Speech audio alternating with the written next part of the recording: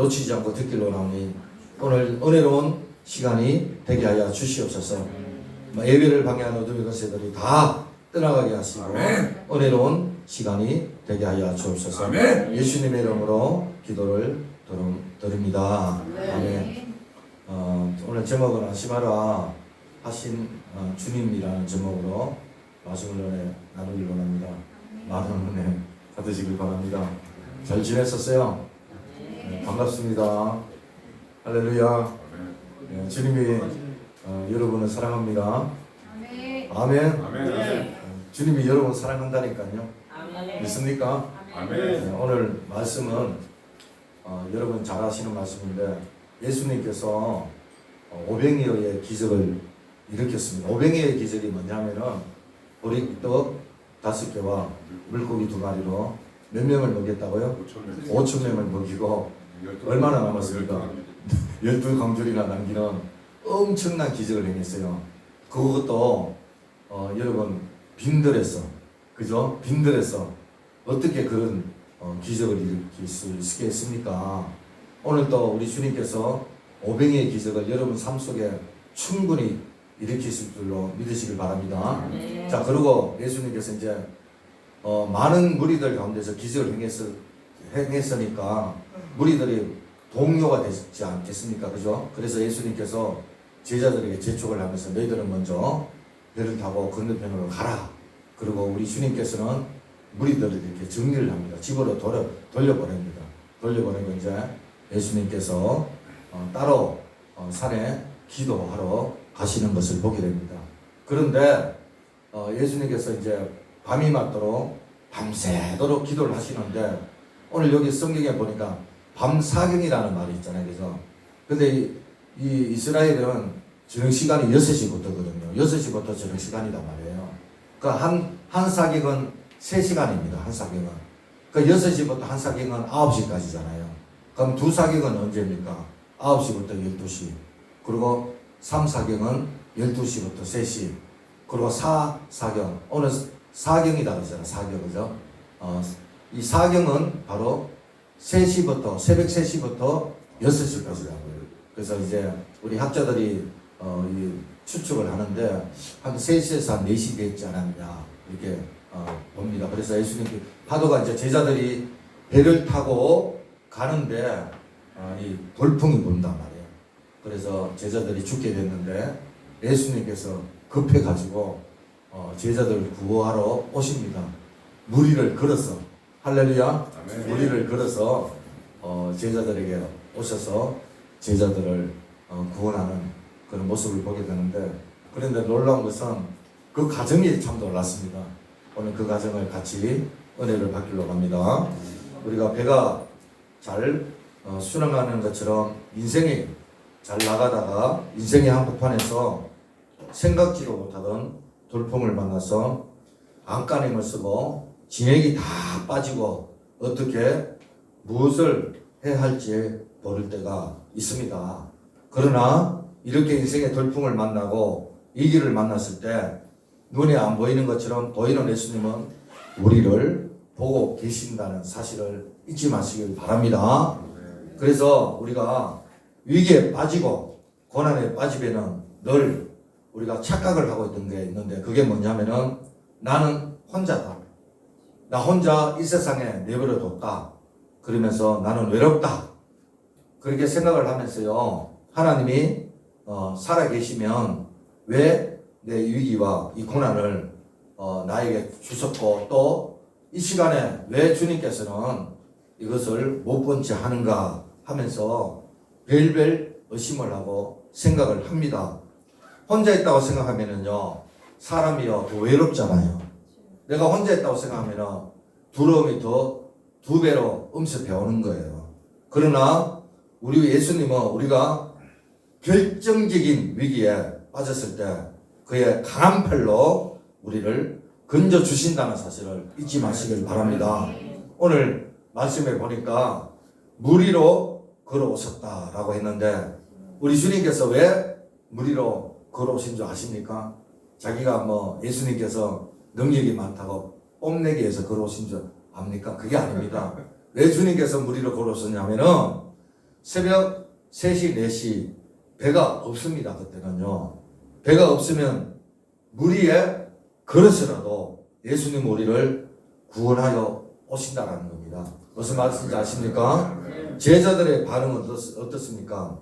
예수가 물 위로 걸어오는 모습을 보고 놀라고 또 바람을 잔잔케 하는 것을 보고 놀랐습니다. 여러분, 우리는 이 사실을 보면서 우리가 놀라지 않습니까?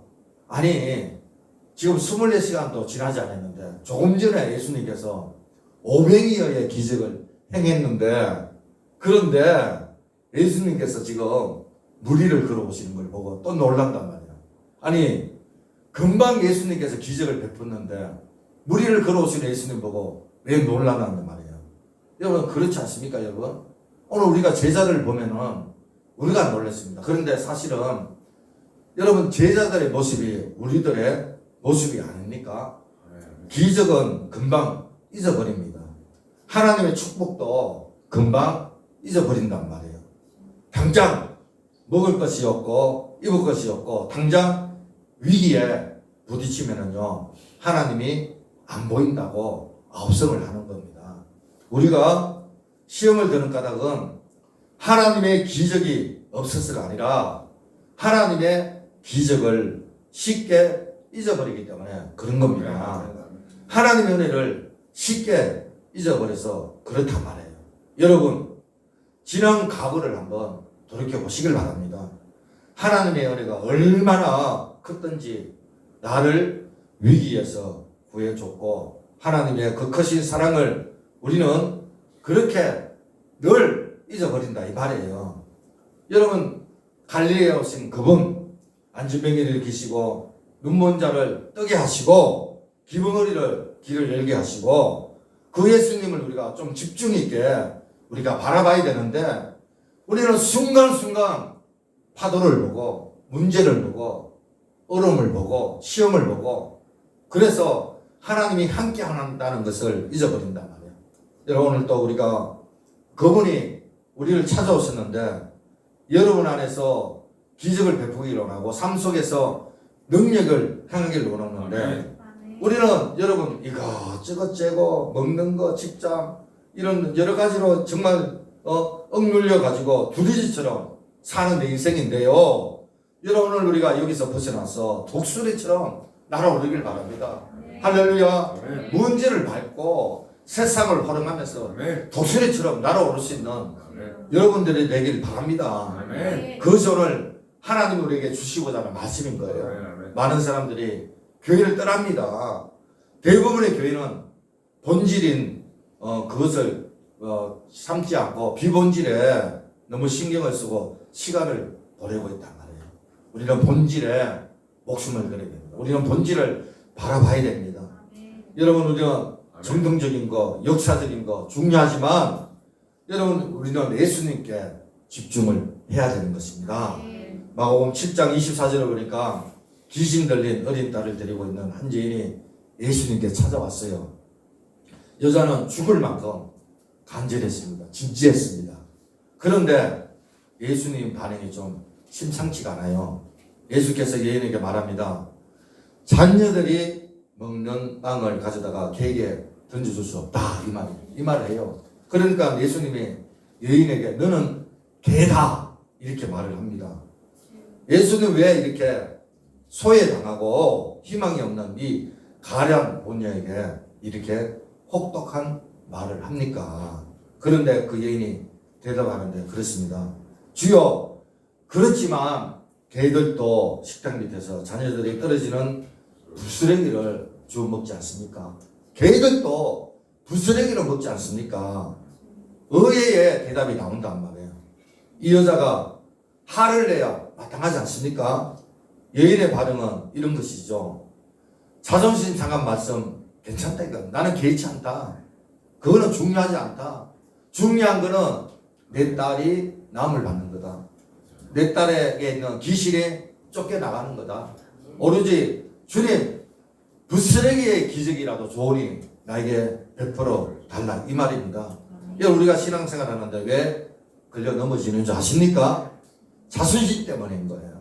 내가 거의 교회 오는데 날 좀 눈여겨봐야 되는데, 나를 좀 신경 써야 되는데, 내가 어떤 사람인데 아무데도 하지 않고 아는 짓도 안 하고 에이 여기밖에 없냐 그러는 거예요. 그러면서 넘어지는 거예요. 여러분 이 여자도 그럴만 하잖아요. 어떻게 여자한테 개다고 말할 수가 있습니까? 아무리. 그리고 여러분 상처가 있는 분은 상처가 가정되잖아요. 맞지 않습니까 여러분? 얼마나 상처받기 쉬운 여인입니까? 그런데 그런 개다라고 말을 한 그 여인에게 이 여자는 귀에 그런 말이 들리지 않았어요.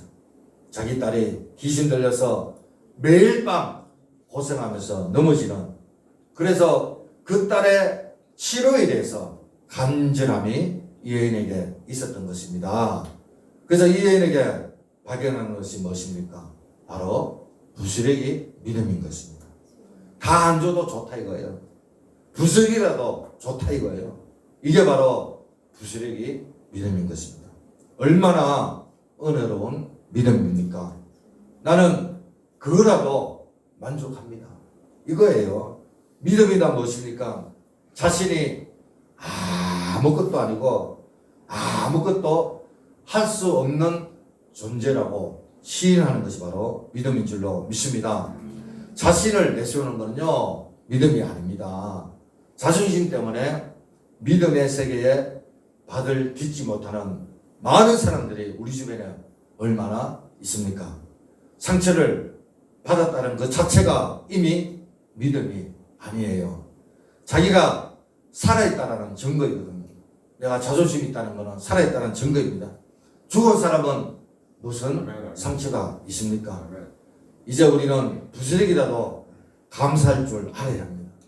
부스러기의 믿음은 겸손한 믿음인 것입니다. 무엇을 줘도 안 주어도 감사합니다.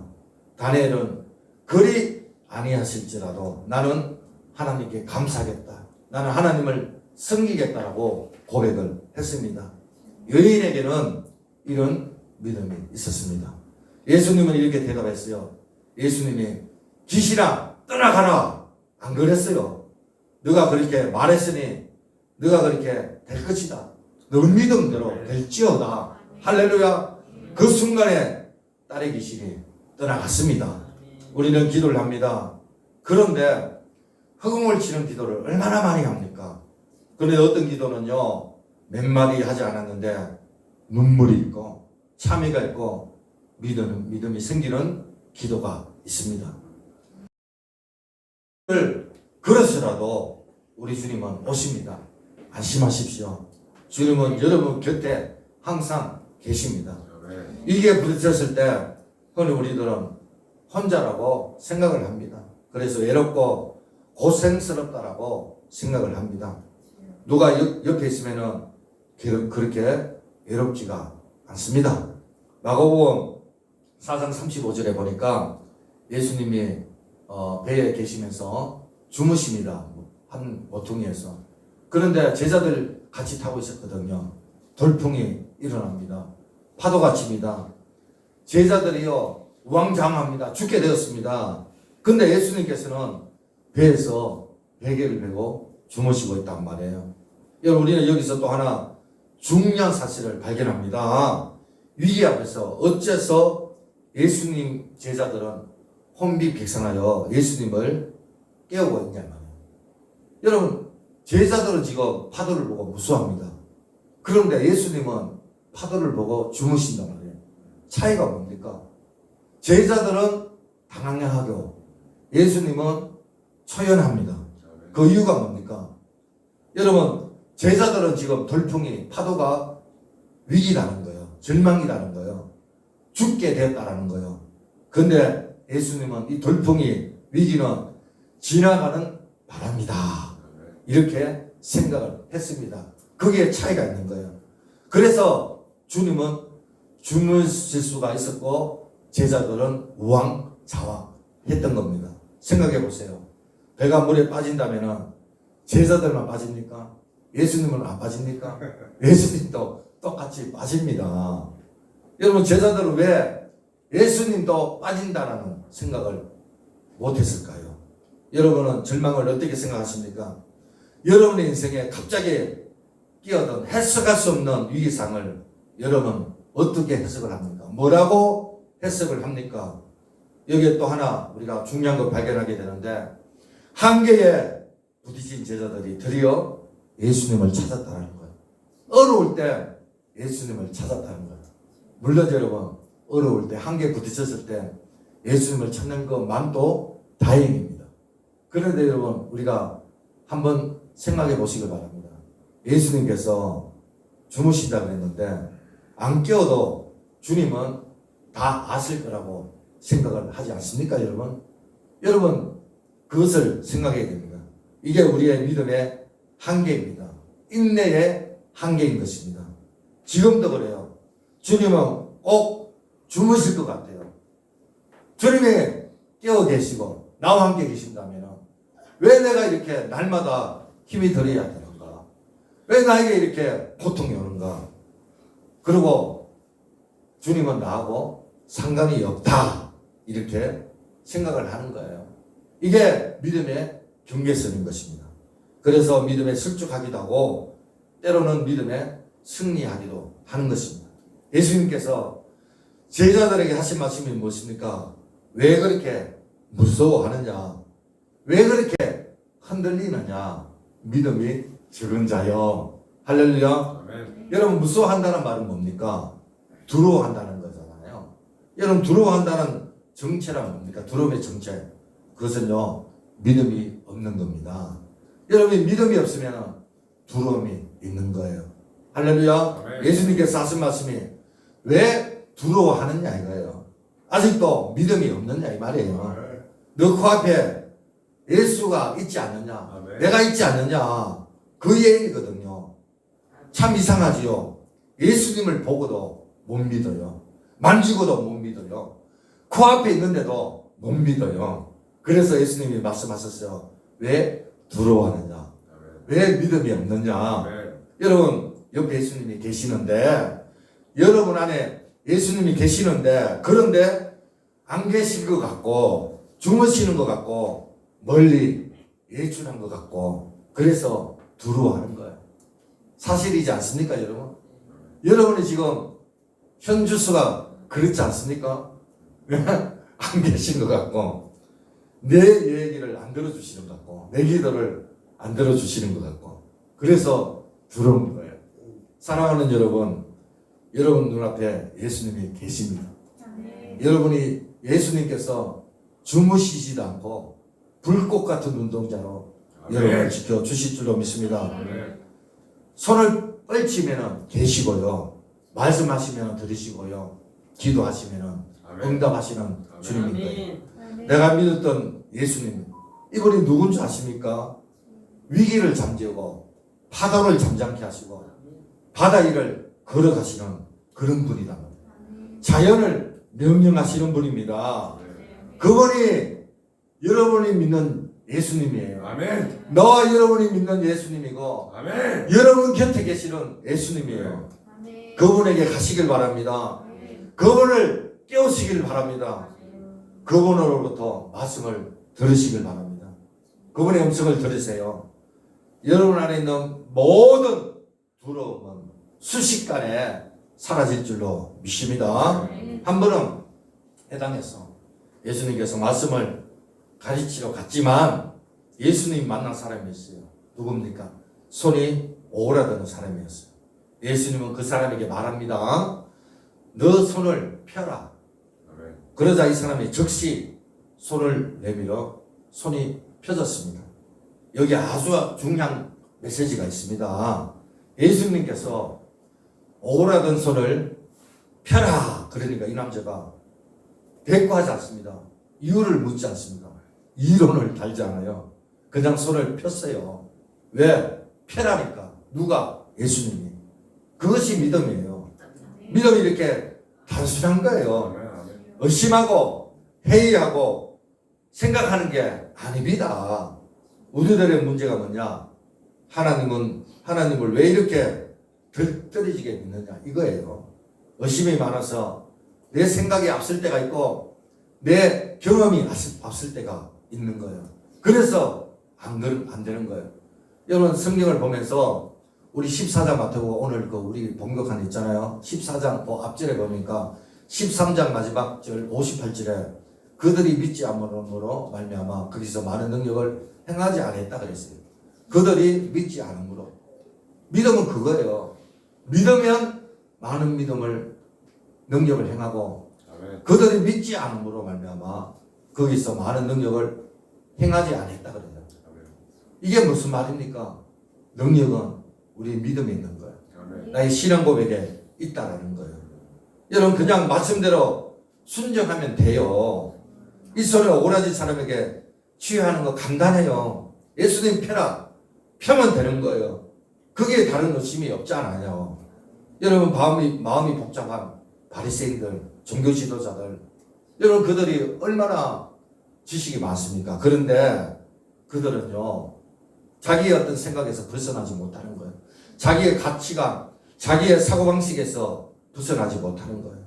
그래서 예수님의 능력을 경험하지 못하고 예수님을 만나지 못하는 거예요. 여러분 예수 만나는 사람은요 나이와 상관없어요. 당신의 삶 경력과는 아무런 상관이 없는 거예요. 진심으로 예수님을 만난 사람은요 흥분이 있는 거예요. 그분이 주시는 기쁨이 있는 거예요. 그분이 주시는 찬송이 있고 그분이 주시는 기도가 있는 거예요. 그래서 아무 때나 아무 데서나 기도를 해요. 여러분 사실 고난에는 하나님의 섭리가 있는데 그걸 모르니까 힘든 거예요. 괴로운 거예요. 결국은 하나님의 관점에서 보면 모든 게 다 의미가 있다 이 말이에요. 실패도 의미가 있고 고통도 의미가 있고 억울함도 의미가 있는 거예요. 하나님 내 마음에 주신 꿈, 그 믿음, 그것을 우리가 들고 고난의 발자국을 디디면서 걸어가는 것, 이것이 믿음이 아니겠습니까? 여러분 믿음이라 하는 것은 내 삶의 경험을 통해서 하나하나 확인되어져 가는 과정이 믿음이란 말이에요. 그래서 여러분 야곱은요 내 부인 가운데서 12명의 아들을 낳았지 않습니까? 그런 아버지 집에서 쫓겨나서 험한 세월을 보냅니다. 외참손집에서. 그렇게 처가살이하면서 얻어먹고 사는 그런 비참한 인생, 이렇게 사는 것이 무슨 하나님의 약속이 있단 말이냐 하면서 스스로 자책을 하고 별별 생각을 다 합니다. 그러나 놀라지 마세요. 하나님의 약속은 계속됩니다. 야곱이 처가살이를 하든지 고난 가운데 있든지 하나님의 약속은 계속되어서 가는 겁니다. 아멘. 우리 인간이 상처를 받고 실수를 하고 무능하고 자격이 없다 할지라도 하나님이 나를 택했기 때문에 하나님 나를 끌고 가는 거예요. 아멘. 나를 안고 가는 거예요. 나와 함께 하는 겁니다. 여러분 야곱에게 찾아온 것은 천념이었잖아요. 절망이었잖아요. 왜 그렇습니까? 그가 사랑하는 아들이 동물에게 찢겨 죽었고 그리고 기막힌 기근이 지금 이스라엘에 시작됐지 않습니까? 먹을 것이 없습니다. 그래서 야곱의 인생은 천념이에요. 절망이에요. 하나님 그런 처지에 있는 야곱을 하나님은 어떻게 다루십니까? 야곱에게 있어서 죽었던 아들이 살아나는 거 야곱은 도저히 믿지 못하는 거. 아니 죽었던 아들이 어떻게 살아납니까? 야곱은 받아들이지 못하는 거예요. 더군다나 그 아들이 애굽의 군부총리가 되어져 있네. 아니 동물에 죽었던 그 아들이 살아있는 것만 해도 기가 막힌데 군부총리가 되어져 있단 말이에요. 가장 중요한 자리에 지금 앉아있단 말이에요. 7년대 흉년에 애굽의 실력자, 권력자로 있다는 사실 야곱은 믿을 수가 없는 거예요. 여러분 이것이야말로 하나님의 능력이고 하나님의 믿음인 줄로 믿습니다. 여러분 하나님의 능력은요, 하나님의 믿음은요, 사람의 상식과 지혜와 합리적으로 절대로 이해할 수가 없는 것입니다. 하나님의 능력은요, 놀라운 어떤 섭리와 비밀이 있는 것입니다. 그래서 여러분 한 치 앞도 보이지 않는 깜깜한 유라굴라 강풍 같은 것이 내게 14일지라도 두려워하지 마시길 바랍니다. 여러분이 기도를 계속 하고만 있다면은, 하나님을 계속 우리가 신뢰하고만 있다면은 이 약속은 반드시 이루어지는 것입니다. 하나님은 내 기도를 응답해 주시고 하나님의 약속은 다 이루어질 것이며 내 기쁨과 흥분을 누구도 막을 수가 없을 것입니다. 그래서 여러분, 이 야곱이요, 어떻게 하게 됩니까? 짐을 사고 요셉이 오라는 애굽 땅으로 가잖아요. 요셉이 오라가는 애굽 땅, 고센 땅은요, 왕이 짐승을 기르는 그렇게 비옥한 땅이단 말이에요. 할렐루야. 예, 하나님은 그렇게 계획을 하시는 것입니다. 마가복음 9장에 보면은 귀신 들려 어디든지 꼬꾸라지고 거품을 물고 일가는 어린아이를 가진 부모가 너무 마음이 힘들고 다급해서 예수님의 제자를 찾아가서 귀신을 쫓아달라고 말을 하는데, 예수님의 제자들은 고칠 수가 없어가지고 그 귀신 들린 자녀를 예수님께 데려가잖아요. 그 아비를 예수님께 데려갑니다. 예수님께서 그를 내게로 데려와라. 아이가 오니까 예수님 앞에 꼬꾸라지고 넘어지고 난리를 칩니다. 그러면서 아버지가 이렇게 예수님께 말을 합니다. 예수님, 할 수 있거든. 내 아들을 좀 공쳐달라. 할 수만 있거든. 그런데 그때 예수님께서 말을 바꾸라고 말합니다. 믿음을 바꾸라고 말합니다. 너 말 바꾸라. 너 아를 고치고 싶거든. 널 말 바꾸라. 할 수 있거든이 무슨 말이냐? 믿는 자에게는 능치 못할 일이 없느니라. 예수님이 고쳐주시기 전에 그 아버지의 믿음을 고칩니다. 하나님에 대한 태도를 고칩니다. 여러분, 할 수 있거든이 무슨 말이냐? 믿는 자에게는 능치 못할 일이 없느니라. 하나님은 신실합니다. 약속은 반드시 지킵니다. 당신이 포기할지라도 하나님은 포기하지 않습니다. 아멘. 야곱이 짐을 싸들고 고향을 떠날 때 이스라엘 끝부분 브엘세바에 다시 여정을 풀고 하나님의 인도함을 받게 하여 제사를 드리잖아요. 이스라엘 마지막 땅 브엘세바에 하나님의 인도함을 끝까지 받게 하여 제사를 드립니다. 그렇습니다. 우리는 하나님께 정성을 다해 예배 드릴 때 하나님의 인도함을 받는 줄로 믿습니다. 여러분, 우리 실수가 뭔지 아십니까? 하나님의 인도함을 받지 않는 것, 내 열정으로만 살려고 하는 것, 이게 바로 우리의 실수인 것입니다. 빌립보서 4장 19절에 나의 하나님이 그리스도 예수 안에서 영광 가운데 그 풍성한 대로 너희 모든 쓸 것을 채우시리라. 앞에 화면에 나와 있습니다. 나의 하나님이, 우리 다 같이 한번 읽어볼까요? 시작. 나의 하나님이 그리스도 예수 안에서 영광 가운데 그 풍성한 대로 너희 모든 쓸 것을 채우시리라. 아멘. 네, 제가 이 기적의 사가에 대해서 일본에 여러분 이 아오모리라는 지역이 있는데, 여러분 아오리 사가 들어보셨어요? 그게 일본 사가예요, 종자가. 근데 왜 기적의 사가냐면은 1991년도에 그 아오모리 지역에 일본 생산 사과를요 50%나 해요. 어마어마한 생산지입니다. 사과 생산지. 그 아오모리라는 지역이. 근데 태풍이 엄청 불었어요. 사과가 다 떨어졌어요. 사과가 다는 아니고 많이 바람물이 떨어졌는데, 그래서 농부들이 절망하고 실망하고 좌절에 빠지고 막 울부짖을 때 한 농부가, 하나님 믿는 농부가 있어요. 기도하는 농부가 있어요. 그 농부가 새벽에 기도하는데 하나님이 지혜를 주신 거예요. 할렐루야. 하나님, 우리가 지혜를 구할 때 꾸짖지 않고 후하게 주실 줄로 믿습니다. 내게 능력 주시지 않아서 내가 모든 것을 할 수 있는 줄로 믿습니다. 이 농부가 하나님 앞에 지혜를 받아가 어떤 아이디어를 냈냐면은, 이 사과가 가을에 추수하잖아요, 보통. 근데 이 사과 딸 때쯤 때가 항상 대입 시험 볼 때예요, 학생들이. 수능, 우리나라 말하면 수능 시험 볼 때인데, 그래서 태풍에도 떨어지지 않는 사과, 그렇게 포장을 해가지고 팔았단 말이에요. 난리가 난 거예요. 태풍에도 떨어지지 않는. 그러니까 수험생들이요, 떨어지지 않는 사과다 그래가지고 이 사과를 사 먹은 거예요. 그래서 오히려 풍년 때보다 더 많은 사과를 팔았다고 해요. 그리고 원래 비가 많이 오고 바람이 많이 불면 사과 맛이 덜 하잖아요. 당도가 없잖아요. 근데 그 애는요, 태풍에도 떨어지지 않는 사과다 그래가지고 인터넷 쳐보세요. 나옵니다. 너무 유명합니다. 그래서 이 아오리 사과, 우리가 여러분 한국에서 아오리 사과 먹을 때 태풍에도 떨어지지 않는 사과다 기억하시고 먹으시길 바랍니다.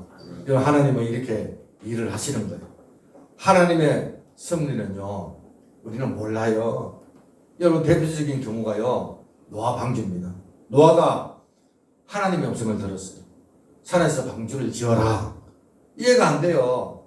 바다에서 지어라. 이해가 돼요. 산에서 지어라. 이해가 안 돼요. 바다에서 지어라. 이해가 되잖아요. 그런데 또 하나는 배를 만들어라. 그러면 이해가 돼요. 방주, 배 아닙니다. 배를 만들어라. 근데 배도 아니고 방주를 만들어라. 배 같은 이상한 거예요. 이 방주 사이즈가 축구장보다 더 크잖아요. 축구장 한 배 반 정도 되는데 엄청난 크기입니다. 왜 이런 걸 만들